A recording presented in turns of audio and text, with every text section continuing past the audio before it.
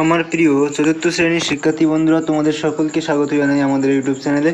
আশা করছি তোমরা সকলেই খুব ভালো আছো। তো আজকের পর্বে আমি একটি গুরুত্বপূর্ণ বিষয় নিয়ে আলোচনা করব, সেটি হচ্ছে class 4 English model activity task part 6, অর্থাৎ সেপ্টেম্বর মাসে তোমাদের যে অ্যাক্টিভিটি টাস্ক দেওয়া হয়েছে সেই মডেল অ্যাক্টিভিটি টাস্ক নিয়ে। ঠিক আছে, তো দেখো এখানে কি বলা হচ্ছে। এখানে তোমাদের একটা প্যাসেজ দেওয়া আছে, যেটা কিনা পড়ে তোমাদেরকে তারপরে যে অ্যাক্টিভিটিগুলো দেওয়া আছে সেগুলো কিন্তু তোমাদেরকে উত্তর দিতে হবে। ঠিক আছে, তো আমি আমার খাতায় লিখেছি উত্তরগুলো, সেগুলো আমি তোমাদেরকে পরপর দেখাচ্ছি। তো ভিডিও শুরু করার পূর্বে আমি তোমাদের সকলের কাছে একবার রিকোয়েস্ট করবো, যারা এই চ্যানেলে নতুন আসো প্লিজ তোমরা চ্যানেলটিকে সাবস্ক্রাইব করে দিও এবং পাশে থাকা বেল আইকনকে ক্লিক করে অল নোটিফিকেশান অন করে দিও, যাতে আমি ভিডিও আপলোড করলে সবার আগে তোমাদের কাছে পৌঁছে যায়। ঠিক আছে, তো চলো ভিডিওটি শুরু করি। দেখো এখানে কি বলা হচ্ছে, দ্য ফরেস্ট ওয়াজ ডার্ক, অর্থাৎ জঙ্গলটা ছিল প্রচণ্ড ঘন।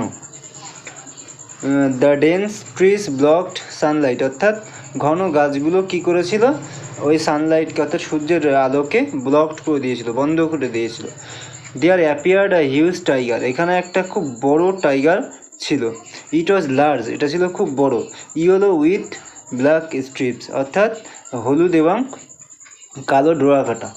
It looked out of Jerry ice at Subal and মাদল, তার যে ধূসর রঙের চোখটা সেটা সুবল এবং মাদলের দিকে তাকিয়েছিল। তারপরে বলা হচ্ছে ব্যারিমিয়া সুবল অ্যান্ড উইথ অ্যাওয়ে, তারপরে সুবল কাকে বললো, সুবল বললো অর্থাৎ বিস্ময়ভাবে বললো বরেমিয়া। ঠিক আছে, কিপ কোয়াইট, শান্ত থাকো। মাদল সেইট সফটলি, মাদল আস্তে বা মৃদু স্বরে বললো। ডোন্ট চ্যালেঞ্জ হিম, তাকে চ্যালেঞ্জ করো না। ঠিক আছে বন্ধুরা, তো আশা করি তোমরা এটা বুঝতে পারলে। এবার দেখো অ্যাক্টিভিটি 1-এ কী বলা হচ্ছে, অ্যান্সার দ্য ফলোয়িং কোশ্চেন। ঠিক আছে, তো এখানে এর আগে বলা হচ্ছে why was the forest dark, অর্থাৎ ফরেস্ট কেন ডার্ক ছিল বা অন্ধকার ছিল।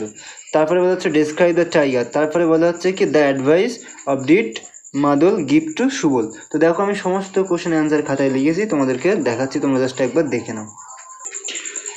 তো বন্ধুরা উত্তরটা দেখো, এখানে উত্তর হবে the forest was dark because of the dense trees block sunlight. ঠিক আছে, তারপরেরটা দেখো ডেসক্রাইব দ্য টাইগার, টাইগারের সম্পর্কে বর্ণনা করো।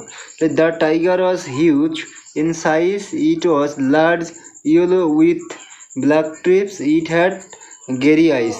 ঠিক আছে, তো টাইগারটি ছিল অনেক বড় পরিমাণের বা বড় সাইজের, এবং এটার গায়ে ছিল কি হলুদ এবং কালো ডোরাকাটা দাগ, এবং এটার চোখ ছিল ধূসর। থার্ড কোশ্চেন কী ছিল, হোয়াট অ্যাডভাইস ডিড মাদল গিভ টু সুবল। ঠিক আছে, অর্থাৎ এখানে মাদল সুবলকে কী অ্যাডভাইস দিয়েছিল। দেখো, মাদল advice Subal to keep quiet and not to challenge the tiger, অর্থাৎ মাদল সুবলকে এটাই আর উপদেশ দিয়েছিল যে চুপ থাকতে এবং তার সাথে চ্যালেঞ্জ না নিতে, অর্থাৎ বাঘের সাথে। ঠিক আছে বন্ধুরা, আশা করি তোমরা এটা বুঝতে পারলে।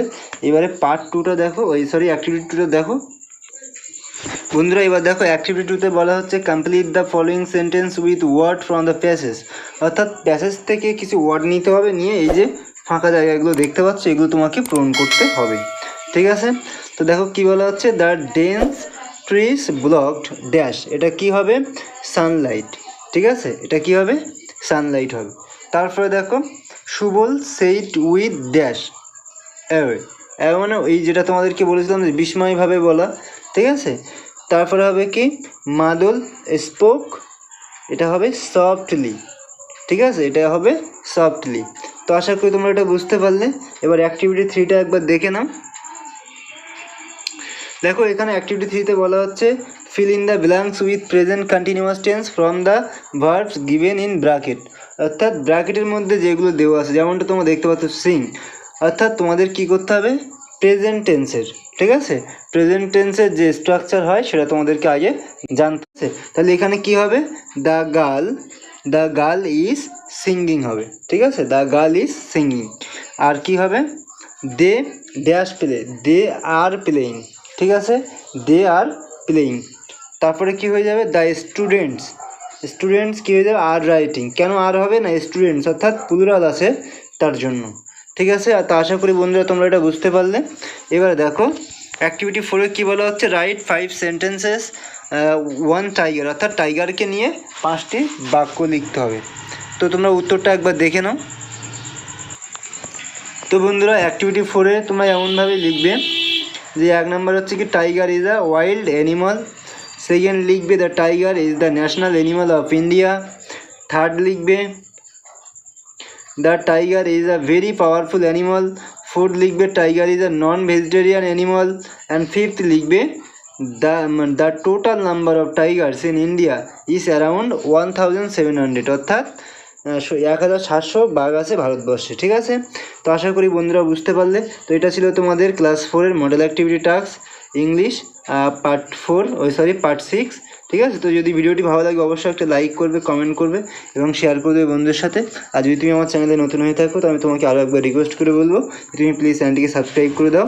ঠিক আছে, এবং পাশে থেকে বেল আইকনকে ক্লিক করে অল নোটিফিকেশান অন করে দিও, যাতে আমি ভিডিও আপলোড করলে সবার আগে তোমাদের কাছে পৌঁছে যায়। তো আজকের ভিডিও এই অবধি, সবাই খুব খুব ভালো থাকবে।